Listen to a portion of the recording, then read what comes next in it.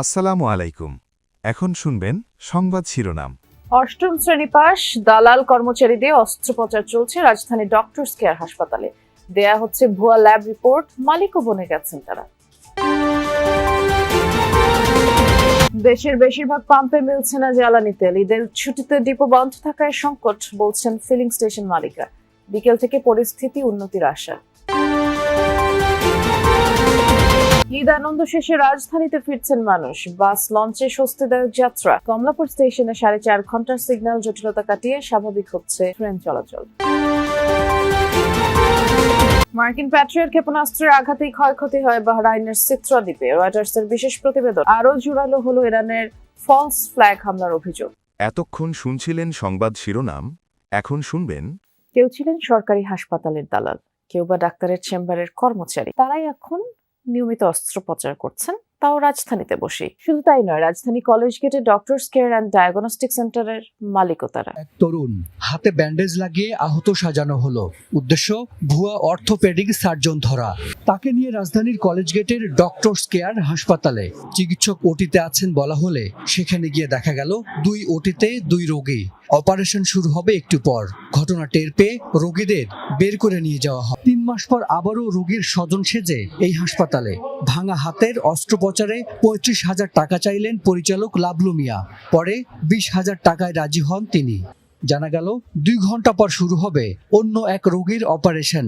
পরে ছদ্মবেশে আমরা ঢুকে পড়ি অপারেশন থিয়েটারে। ওটি টেবিলে এক নারী, তার ভাঙা পায়ে চলছে অস্ত্রোপচার, বসানো হচ্ছে ফিক্সেটর। আমাদের উপস্থিতির কারণে হাত গুটিয়ে দাঁড়িয়ে থাকেন সবাই। এখানে নেই কোনো চিকিৎসক। অত্যন্ত সূক্ষ্মভাবে কাজটি করতে হয়। এটি করছেন রনি নামের এই ব্যক্তি, যিনি অষ্টম শ্রেণী পাস।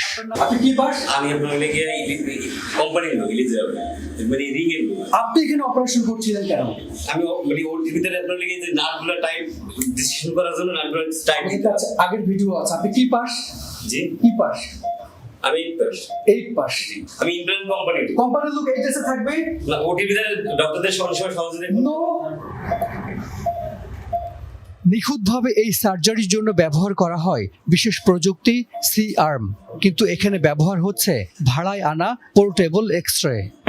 আমার নাম আমিন। কোথা থেকে এসেছেন আপনি? আমি Munni X-ray Munni X-ray.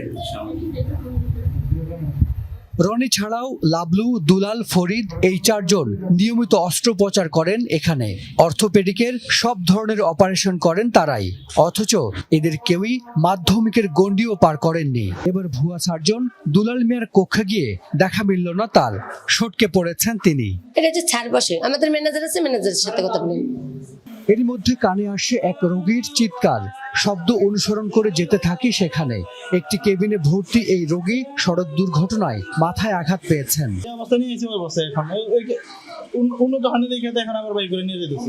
NICU ও আইসিইউ মিলিয়ে চিকিৎসক একজন, তিনিও আবার এসেছেন অন কলে। দেখা মিলল না নিয়মিত চিকিৎসকের। আমি এখানে ওইরকম না, আমি জাস্ট অন কলে ডিউটি করি মাঝে মধ্যে। সরবরাহ ঘাটতির কারণে সারা দেশের বেশিরভাগ পাম্পে তেল দেয়া বন্ধ রয়েছে। গাড়ি চালকরা জ্বালানির আশায় এক পাম্প থেকে অন্য পাম্পে ঘুরছেন, তাদের ভোগান্তির কথাও জানিয়েছেন।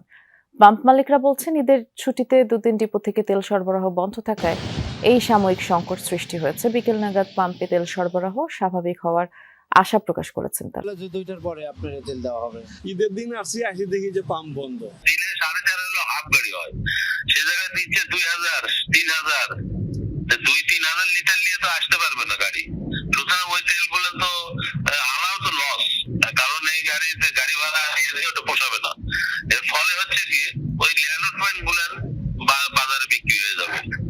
হ্যাঁ, বিক্রি হয়ে গেলে হবে কি তেল ঠিকই পাওয়া যাবে, উচ্চ মূল্যে গ্রাহকদের কিনতে হবে। রাজধানীতে এবং রাজধানীর বাইরের ফিলিং স্টেশনগুলোর কি চিত্র, সেটি সহকর্মীদের মাধ্যমে জানবার চেষ্টা করব। শুরুতেই যাচ্ছে রাজধানীর বিজয় সরণিতে। সেখানে কিছুক্ষণের মধ্যে তেল দেওয়া শুরু হবে এরকম একটা প্রস্তুতি বেশ জোরে সোরেই চলছে, কেননা 2টো গাড়িতে করে 13.5 যোগ 13.5 সব মিলে 27,000 লিটার তেল এর মধ্যে ট্রাস্ট ফিলিং স্টেশনে এর মধ্যে আনলোড করা হয়েছে এবং মেশিনগুলো চালু এই মুহূর্তে। সবাই এই মুহূর্তটার জন্য এক রকমের অপেক্ষাই করছিল। আমরা দেখতে পাচ্ছি যে 2টি গাড়িও এর মধ্যে প্রবেশ করেছে।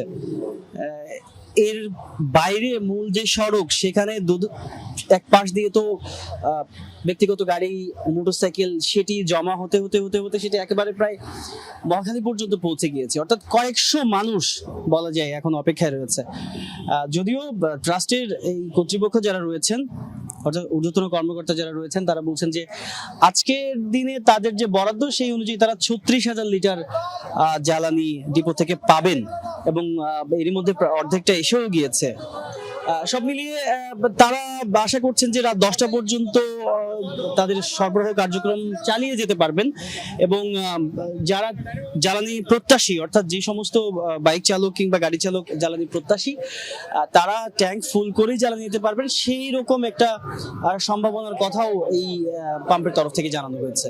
বৃষ্টি ঠিকই বলেছেন যে নারায়ণগঞ্জে যে ডিপোগুলো আছে, পদ্মা, মেঘনা, যমুনা এবং মেঘনা, 4টি ডিপো থেকে কিন্তু তেল সরবরাহ সকাল থেকে শুরু হয়েছে।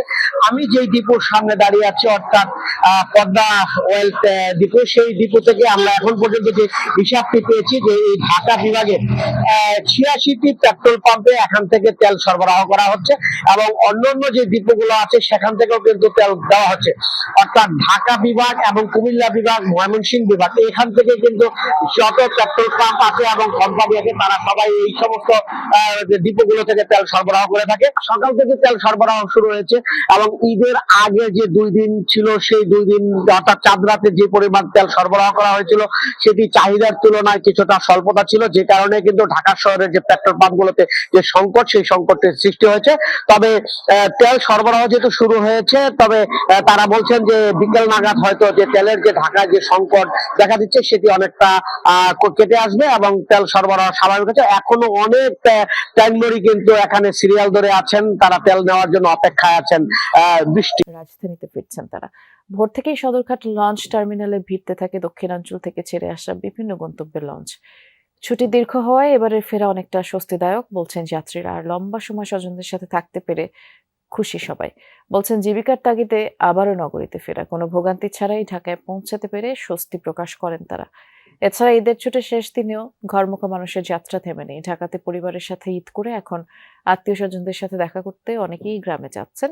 ঈদ যাত্রার ভোগান্তি এড়াতে এখন যাচ্ছেন বলে জানান তারা। আমি গেছিও আগে, আসছিও আগে, যাতে কোনো ভোগান্তি না হয়। সুন্দরভাবে আসলাম, যেহেতু কাজের তাগিদ আছে তাই একটু জলদি আসলাম। সরকারি ছুটির পরে কালকে থেকে অফিস শুরু হবে, এরপর আসলে বোঝা যাবে, তবে এখন পর্যন্ত কোনো ভোগান্তি নেই, সবকিছু খুব সুন্দরভাবে হচ্ছে। যাত্রী হয়রানি বলতে যে বিষয়টা, এরকম কোনো কিছুই আমরা ফেস করিনি।